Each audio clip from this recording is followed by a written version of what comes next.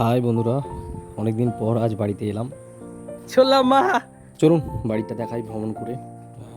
আমাদের নতুন একটা বাড়ি হয়েছে, 10 লাখ টাকার বাড়ি। স্বপ্নের বাড়ি বলতে পারেন, আমারও স্বপ্নের বলতে পারেন, আমার বাবা মারও স্বপ্নের বলতে পারেন। যাই হোক, দেখাবো আজকে সেই বাড়িটা। বাড়ির কাছে চলে এলাম। আশেপাশে যে দেখছি জমিগুলো, দেখছেন যে জমিগুলো, সেগুলো আমাদেরই। চলে এলাম এই ক্লাব বাড়িতে।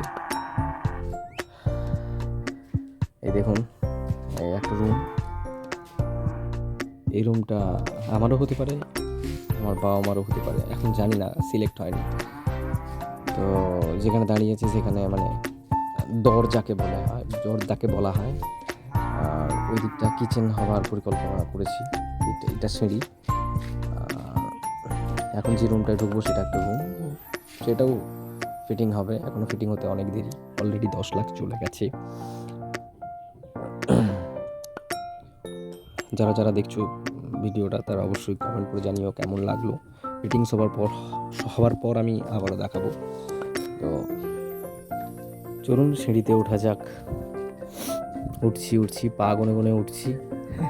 যাই হোক, উঠতে উঠতে অ্যাটলিস্ট পৌঁছে গেছি। একটা সিঁড়ি কভার করলাম, আর একটা সিঁড়ি বাকি আছে। তো 750 স্কোয়ার ফিটের আমাদের বাড়িটা। তো উঠে পড়েছি অলরেডি ছাদে। তো ছাদে একটু মজা নিচ্ছি। তো কেমন লাগলো আমাদের এই আধা ফিটিং বাড়িটা, কেমন লাগলো তা কমেন্টে জানিও।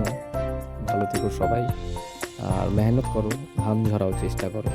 অবশ্যই তোমরাও 750 কেন, 1500 2000 স্কোয়ার ফিটের বাড়ি অবশ্যই তুলতে পারবে। মেহনত করো।